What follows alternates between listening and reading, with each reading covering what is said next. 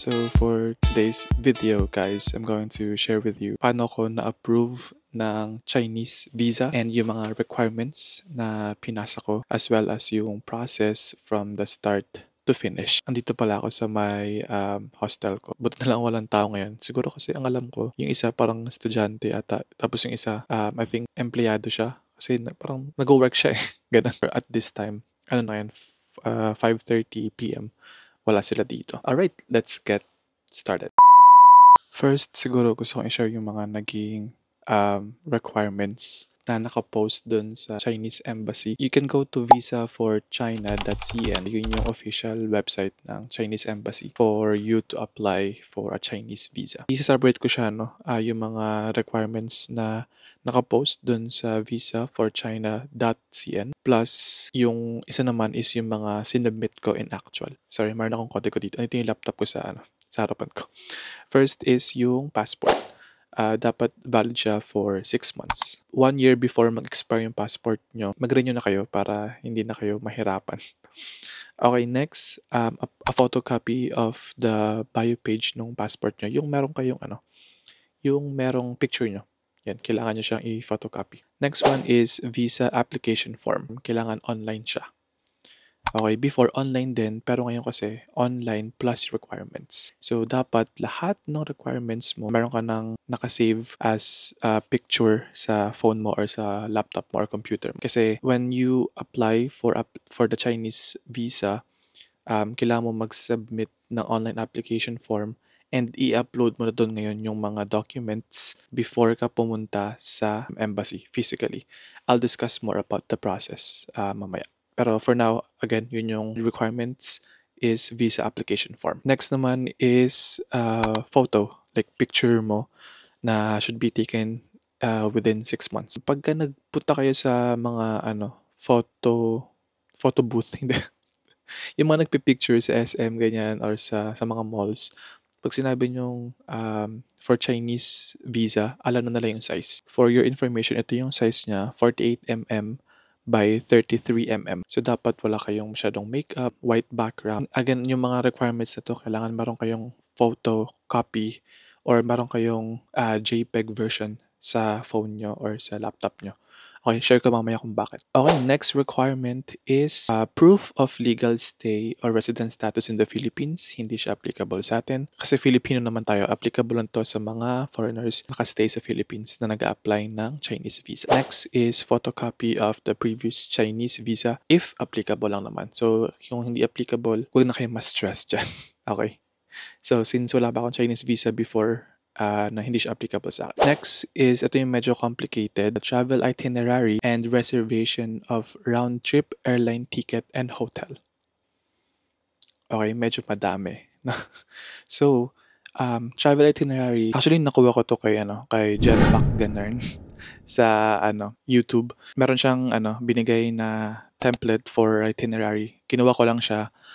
Nag-base lang ako doon sa itinerary niya tapos in-edit ko na lang ibang pupuntahan kasi hindi ko naman talaga lahat gusto puntahan. So, kumbaga parang yun yung naging initial draft ko for my final itinerary. Nasa Shanghai pala ako.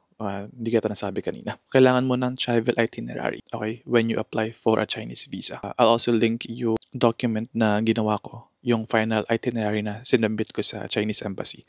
So, kung kayo, siguro gawin nyo na lang is i-edit nyo na lang, i-modify nyo kasi meron dong mga flight details. So, make sure lang na i-edit nyo yung mga dates, flight number, ganyan, yung time. Next sa category na to is reservation of airline ticket. So, yes. Kailangan mag-book ng ticket agad-agad before kayo mag-apply ng Chinese visa. Meron actually mga agency na nag-offer ng dummy ticket which is yung like babayaran mo ito 1,000, 1,500 kung hindi pa kayo sure dun sa travel date nyo mismo. So, pwede kayo mag-purchase nun, dummy ticket, confirmed yun, confirmed dummy ticket. So, if in case i-search ng embassy or ng consul yung dummy ticket na ginawa nyo, is makikita yan online na meron kayong reservation. Ano ngayon, November, nag-book ako nung Shanghai kong trip na to, March 2025 pa. So, yun na rin yung ginamit kong flight itinerary booking na sinubmit sa Chinese Embassy. Okay, next, hotel. So, sa hotel, madali lang yan kasi sa Agoda, Booking.com, Trip.com. Usually sa Agoda, marami diyang mga hotels na may free cancellation. So, yun na lang din yung gamitin nyo or i-book nyo muna for a while haba fina-finalize nyo pa yung itinerary nyo or yung kung saan kayo talaga magsistay. Okay, pwede nyo i-book nyo na lang or pay now, book now, pay later yung pwede nyo i-book para hindi mabawas sa credit card or sa debit card nyo yung amount nung hotel. Summarize ko lang, travel itinerary, flight reservation, saka hotel. Next one is invitation letter. Hindi naman to applicable sa atin kasi kung wala nag-invite sa inyo, like kayo lang yung pupunta ng China. So kung may nag-invite sa inyo, ito yung mga requirements. Photocopy of both front and back sides of Chinese ID.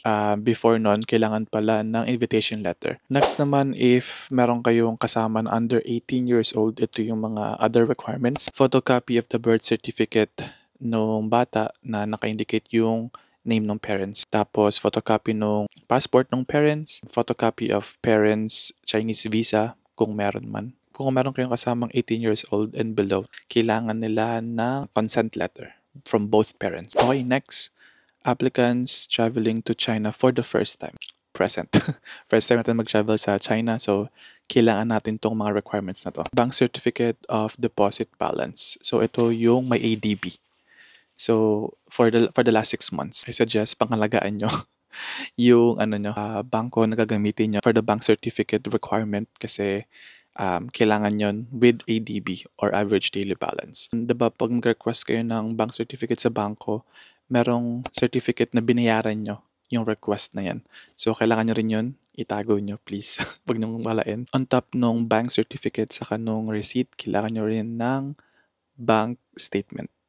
Or, SOA, Statement of Account for the last 6 months. Okay, dito naman tayo sa employment. Kung employed kayo, kailangan nyo ng BIR, Stamp Income Tax Return Form. Next naman, again, kung employed, Certificate of Employment. So, sa Certificate of Employment, kailangan visible yung employment date, start, yung salary, position. If you're a business owner naman, kailangan mo ng business registration certificate from the BIR as well. Next naman is professional ID or student ID if applicable. Siguro ito yung sa mga, I think, doctor, ganyan, engineer, ano pa ba? Accountant. So siguro baka may factor din yun. If ever man mag-apply kayo ng Chinese visa, kung student pa lang yung kasama nyo, wala pang employment history or mga under 18 pa, kailangan ng student ID. Ito naman is yung pang last na which is, ito ata yung mga parang supporting documents na hindi sinabi kanina. Okay? So, nakalagay dito, other relevant documents proving the applicant's economic condition, employment, study, or supporting the applicant's travel to China or explaining the travel purpose if applicable. So, yung mga hindi kasama kanina na sinabi dun sa main requirements, pwede nyong isubmit dito kasi ito yung mga supporting documents na pwede mo pang isubmit. Okay, tapos na tayo dun sa pinaka-requirements ng Chinese Embassy. Now, i-share ko naman yung mga sinubmit kong actual. Okay, ito na yung actual na sinubmit ko sa embassy. Passport, again, kailangan 6 months valid. So, same din ng requirements kanina, passport, plus photocopy ng bio page. Next is picture. So, yung picture ko, nagpakuha lang ako sa, hindi ko alam ko, nakalimutan ko na kung saan ako kung anong pangalan ng store, pero photoline ata yung tawag doon. Sa Robinsons, Las Piñas, ako kumuha. So again, pagka pupunta kayo sa mga ganun, you can just mention na kukuha kayo ng Chinese visa and alam na nila kung anong size yung pwede nyo, yung gagawin nila for your picture. Next na sinubmit ko is flight booking. So again, nabook ko na yung akin nung March 2025 pa. Nakuha ko lang siya na around 7,000 pesos balikan. Diba yung ibang visa like for example sa Japan or Korea, hindi mo pa kailangan ng flight booking. like the reserve flight booking pag mag-a-apply ka ng visa pero sa China kailangan or required na mag-book ahead of time ng flight ticket. Next is hotel reservation. Again, nag-book lang ako sa agoda.com.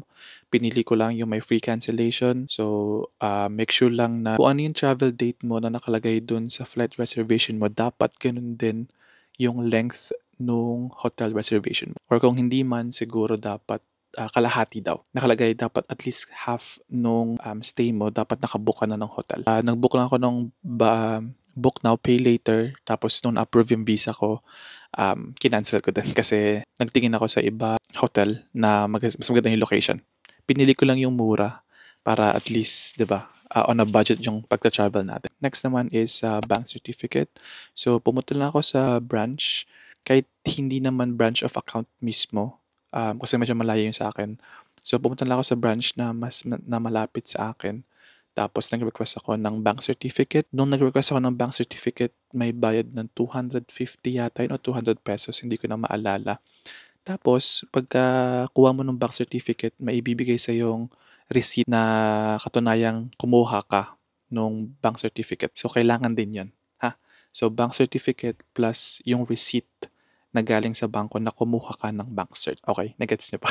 Next naman is SOA or Statement of Account for the last 6 months. Ito hindi na ako kumuha sa bangko nito kasi medyo mahal. Parang 50 pesos per page ata.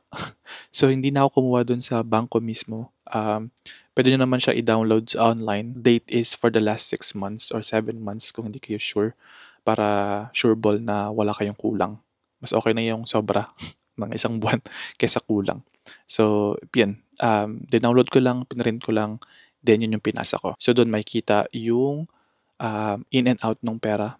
I would suggest use your bank na kung saan pumapasok yung sahod nyo, kung employed man kayo. Kung saang bangko pumapasok yung payroll ko, yun yung ginamit kong bangko para sa Chinese visa application. Next naman is payslip. Hindi siya kasama dun sa mga requirement, pero pwede siyang maging supporting document. So, pinasa ko for the last 3 months. So, kumbaga, kung yung i-check nung consul yung pasok tong pera mo dun sa bangko plus sa payslip, dapat magtutugma sila. No? Like yung amount, kung kailan, ganyan. So, it adds more credibility rin sa bangko mo or sa bank history mo at sa employment history mo din na consistent kang sumasahod. Next naman is certificate of earning sa Upwork. Kasi nga diba I'm a virtual assistant and gumagamit kami ng Upwork to track our hours. Saka doon din pumapasok yung salary namin. Tapos from Upwork, sinesend ko sa bangko ko. Next naman is COE. So nag-request lang ako sa manager namin ng COE. So nakalagay doon yung position ko, kung kailan ako nag-start, magkano yung salary ko, ano yung address nung mismong office namin, saka yung name at phone number ng supervisor ko. Nakalagay din. Okay, next naman is travel itinerary. So again, ililink ko na lang down below sa description box yung copy ng itinerary na ginawa ko. So make sure na i-edit nyo na lang yung date, yung time, yung day, kasi iba-iba naman tayo ng travel date at saka nung mga gustong puntahan. So, edit nyo lang kahit konti para hindi lang sobrang identical no itinerary natin. No? You can also use that as your draft para pagka magpa-finalize na kayo ng itinerary, at least meron na kayong idea kung saan kayo pwedeng pumunta. Kung hindi nyo man i-follow yung itinerary na ginawa ko, at least may mga pwede kayong makuwang itinerary or tourist spots na pwedeng puntahan dito sa Shanghai, China. Next naman is explanation letter. So, sa explanation letter, maganda to if meron kayong kulang sa mga requirements. Doon sa main requirement kanina. Doon din pala sa explanation letter, doon ko nilagay yung intended travel date ko, yung kung bakit gusto ko ng China, bakit gusto ko pumunta ng China, ano yung mga sample na gusto kong puntahan na tourist spots. So, I'll also link that below if you're interested. Kasi walang interview pag mag-apply kayo ng Chinese visa. Okay na rin na through explanation letter masabi mo kung ano yung gusto mong sabihin sa consul. Siguro ang advice ko doon, be genuine sa explanation letter kung bakit nyo gusto pumunta ng China. and wag naman yung parang nagmamakaawa. Okay, parang professional dapat yung dating. Hindi yung parang, nagmamakaawa na, please, papasukin niyo ako sa China. Gusto ko lang mag-tourist, ganyan. So, ano lang, be professional, be direct, and be polite. So, again, I'll also link that below para magkaroon kayo ng idea kung paano gumawa ng explanation letter. Okay, so I think that's it for all the requirements na sinubmit ko sa Chinese embassy. Okay, next naman is yung process ng pag apply ng Chinese visa. Naabutan ko na yung updated na process.